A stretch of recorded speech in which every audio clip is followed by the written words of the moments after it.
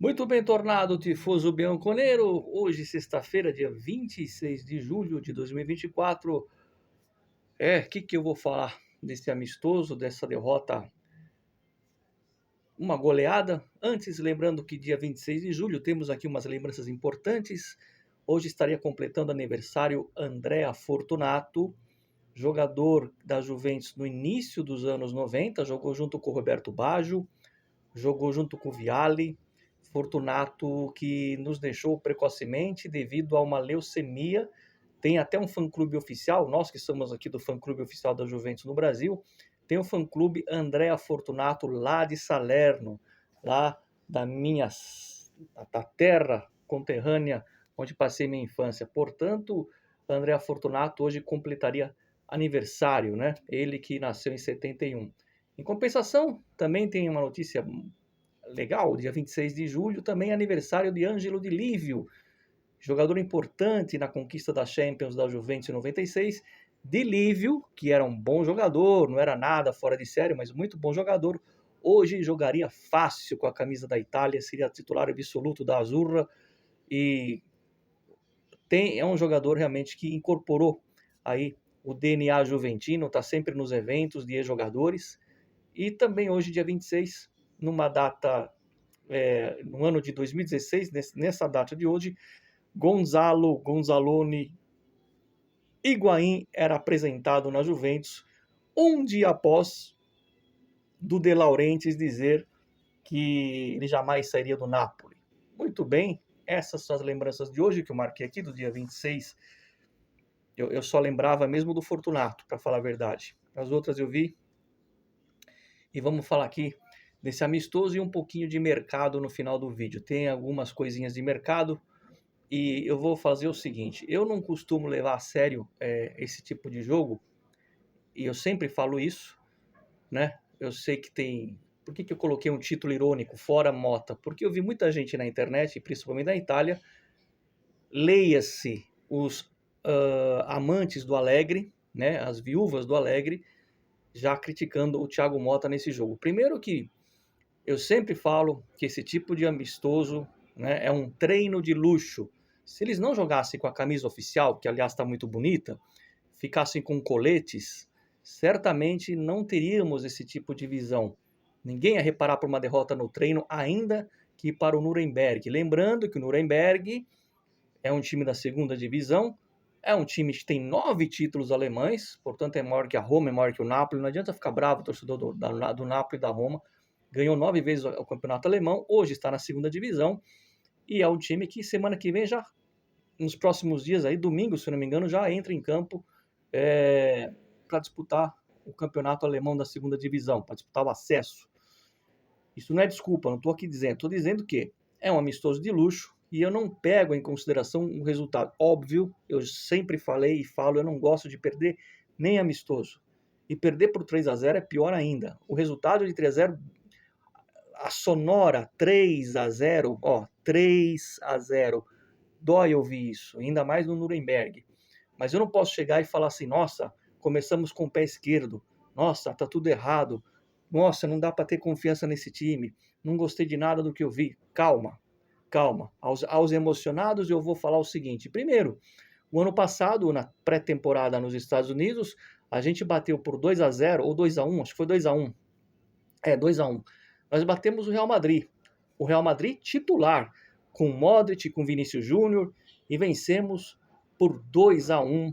Eu lembro dessa partida, o EA jogou muita bola, né? O Fagioli jogou muito bem. No final das contas, o Madrid ganhou a Champions mais uma vez, pela enésima vez, e a gente espenou para terminar em terceiro lugar o campeonato italiano. Aos emocionados. Também vou um pouco atrás e lembro da estreia do Pirlo na Série A, contra a Sampdoria, 3-0. O Ramsey, lembram do Ramsey? Pelo amor de Deus.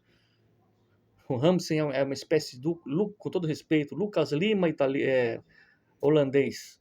Jogou bem aquela partida, enganou todo mundo, fez várias verticalizações, 3-0 contra a Sampdoria, e depois a Juventus penou naquela temporada com o Pirlo.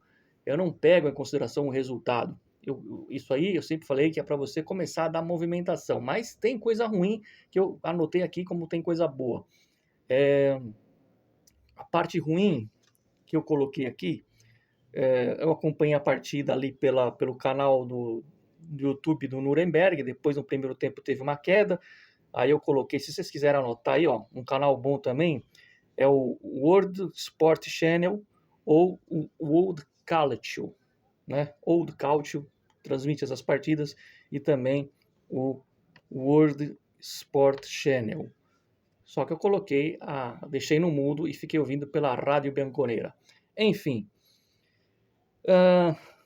não se pode ter a falha individual que o Diallo teve. O Diallo, que fez as 2 últimas partidas do campeonato com o Monteiro, foi até elogiado, hoje falhou. Foi falha individual, 2 gols aí do Nuremberg. E o Diallo falhou nesse gol e no terceiro gol, a falha do EA. Isso não pode acontecer, são falhas individuais que aconteceriam com qualquer treinador. Isso é o jogador que tem que ficar esperto e não pode se admitir você falhar nem num treino, né? A gente sabe que a cabeça é outra num jogo desse, não é jogo de campeonato, a pegada é diferente, mas esse tipo de falha tem que ser consertada. Dito isso, quando o jogo estava 1-0 ainda, até os 35 estava 1-0, parecia que ia acabar 1-0, a Juventus teve a chance de empatar numa cobrança de pênalti do Vlahovic, a bola bateu na trave, foi para fora, o Vlahovic precisa calibrar o pé, né?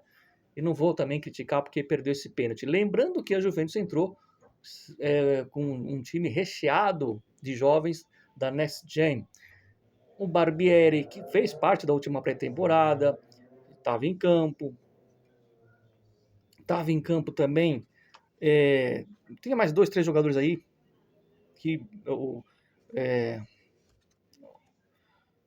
Rasa isso, né? Rasa, vi pouco desse jogador.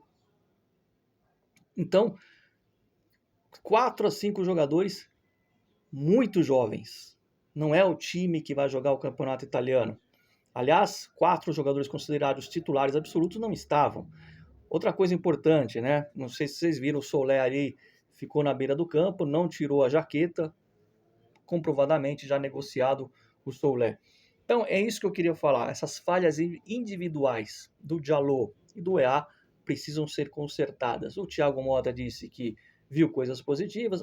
Eu vi uma Juventus que pelo menos jogou futebol, né? Ainda sem entrosamento, ainda sem aquela pegada, aquele ritmo de jogo, mas eu vi um jogo de futebol, né? Talvez eu cometa aqui um absurdo de comentário, mas nem tão absurdo. Essa partida hoje da Juventus, não estou analisando o resultado, mas contra a Salernitana em casa, aquele 1-1 que a gente penou para empatar, eu não vi futebol da Juventus. Hoje eu vi, né? Não foi o melhor futebol, perdemos, mas eu vi um time em campo. Pronto, eu vi uma ideia de jogo. Ideia de jogo, achei a expressão. Coisa que eu não vi contra a Salernitana num time já calejado. Porque eu vi gente na internet falando assim: nossa, esse aí é o tal do Thuram? Traz de volta o Rabiot. Acreditem, eu vi esse comentário. Eu vi esse comentário. E eu vou tomar uma posição aqui esse ano. O Finestra é um canal alegre, um canal irreverente. Quem é novo no canal e não viu, veja lá os primeiros vídeos. Eu até dançava, fazia brincadeira, porque o time estava bem, o time foi campeão mesmo com o Sarri. E sempre foi assim. O Finestra ele saía de vídeos de 4, 5 minutos que eu fazia lá no Círculo Italiano após as vitórias. E eu colocava os vídeos na página do Facebook do fã-clube. E era uma época que a gente estava ganhando tudo. Aí veio essa fase ruim, veio a pandemia, tudo mais, tal. E esse último ano que foi para mim, esses 2 últimos anos, muito desgastante em termos de você sofrer com esse time, mas é um sofrimento que eu escolhi para minha vida. Eu amo a Juventus. E tivemos a questão no ano passado das penalizações, da plusvalenza. Esse ano não teve penalização, mas teve um futebol pífio do Alegre. E eu não sou mais aquele Mário que fica chegando, olhando para a torcida e falar: vamos lá, vamos incentivar, vamos acreditar. Eu não vou fazer isso esse ano. Eu vou fazer a minha parte como torcedor da Juventus e não estou nem aí para os comentários dos que se dizem juventinos, né, sem querer ofender ninguém. Então eu acho que é um início de trabalho, é um trabalho longo, né? A gente quer uma Juventus competitiva, a gente quer um futebol melhor e eu acho que isso vai acontecer, mas eu não posso me basear por um jogo.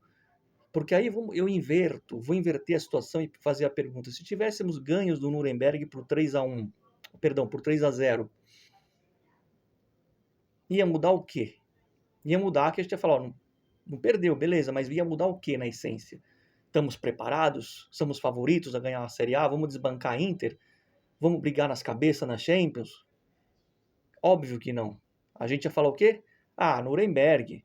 Vamos ver quando a bola rolar para valer, quando pegar time grande. É isso que a gente ia falar. Então não vamos ser hipócrita e ficar se baseando num resultado, no resultadismo dessa partida, porque esse tipo de jogo não é feito para analisar placar, e sim desempenho de jogadores. Por isso que o Mota colocou lá 5 jogadores da base, para ele analisar, para ele olhar. Dito isso, é claro que eu não gostei, eu não gosto de olhar o placar no final e ver 3-0 contra. Eu não gosto de perder nem para o ímpar. Né? A Juventus é feita para vencer. Isso é uma outra coisa, isso é um outro discurso. Então, eu acho que é muito cedo para te fazer julgamentos, seja positivo, seja negativo, né? Dos jogadores que a gente mais conhece, estavam em campo lá, claro, o Turhan e o Di Gregório, os novos jogadores, vimos velhos rostos, né, como o Locatelli, que foi mais do mesmo, vimos ali o Miretti, enfim, e o resto eram jogadores realmente desconhecidos. Claro, o Diallo a gente viu no final aí, da temporada, mas como eu disse, é apenas para você dar um aquecimento nas pernas dos jogadores, para começar a ter uma noção de como vai jogar esse time da Juventus em termos de ideia de jogo. Resultado é outra história. Resultado a gente vai começar a cobrar. Presta atenção, a gente volta para Turim, a Juventus volta para Turim já amanhã, e nos amistosos aí, vai ter aí, o último jogo é contra a equipe do Atlético de Madrid. Esse é um time grande, time de peso, né? A gente pode tomar de 6 do Atlético? Pode, né? Mas assim, não acredito, tá? Segundo tempo entrou o Vlahovic, entrou o Perin. Acho que a Juventus vai melhorar, tá? Sem alarde, é o início de trabalho. Quantas vezes eu cansei de ver a Juventus? Ó, vou dar um exemplo. A Juventus teve um ano aí, eu lembrei disso aqui e marquei, porque eu acho que muitos de vocês não vão nem conhecer. A Juventus fez um amistoso uma vez, desses de preparação, contra o Lucento. Eu duvido que algum de vocês ouviu falar no time chamado Lucento. É um time da Série D. Quarta divisão, Série D de dado, Lucento. 3-2 para o Lucento. Primeiro jogo da temporada. Temporada essa que a Juventus foi parar onde? Na final da Champions. Paro por aqui. Sobre mercado, respondendo algumas perguntas que me vieram no WhatsApp, né? Sobre o Chiesa, será que ele vai aceitar a proposta de redução de salário? Eu não sei. O que parece que depois do Tottenham, o próprio Arsenal, né? O Arsenal pode chegar a oferecer 28 milhões pelo Chiesa. Isso é uma hipótese, que o Arsenal pode entrar na briga com o Tottenham, isso é bom pra gente. Existe a possibilidade remota de uma opção de ataque, e não é o Berardi. O Berardi pode aparecer o Berardi, pode, mas atenção, colocar um asterisco no Galeno, atacante brasileiro, luso, né? Passaporte luso. Então, muita atenção no Galeno, que é uma opção que pode aparecer muito mais do que Raspador, esses nomes aí. A Juventus fica aí na espera do Todibo. O Rugani não deu certo para o Bolonha, mas está indo para a Fiorentina. A Fiorentina está montando uma Juventus B, né? Moise Kean, Rugani, de repente o McKean. O Rugani está indo para a Florença, né? Então é isso que eu tenho para falar de mercado. A ida do Rugani muito encaminhada para a Florença, a chegada do Todibo nas próximas horas e o interesse do Arsenal, que por enquanto não tem proposta, mas é um interesse que nas próximas horas pode chegar na segunda-feira aí, 28 milhões seria a pedida do Arsenal pelo Federico Chiesa. É isso que eu queria falar para vocês. Vamos com calma. Se quiser criticar, pode criticar. O canal é democrático. Pode falar bem, pode falar mal. Eu, Mário, não vou criticar por causa de uma derrota, ainda que dói ouvir 3-0, né? Mas não é esse o propósito desse tipo de amistoso. Isso é só para você aquecer as pernas e principalmente para o treinador que acabou de chegar, ver os jovens que podem ser aproveitados ou não. Imagina se o Mota não faz esse amistoso e no primeiro jogo contra o Como ganhou, hein? O Como fez um amistoso aí, ganhou bem. Imagina ele colocar contra o Como esses moleques aí e a gente começar empatando em casa. De repente ele começa a ver que tem jogador que não serve, enfim. É para isso que serve esse tipo de amistoso, tá certo? Sempre Forza Juve, fino alla fine, dá um like no Finestra. A gente se vê, acho que amanhã, não sei. Enfim, a gente se vê, tá certo? Forza Juve, boa sexta-feira a todos. E rapidinho, eu olhei por cima a abertura da Olimpíada, a única coisa bonita, elegante nessa abertura da Olimpíada foi Zinedine, Zidane.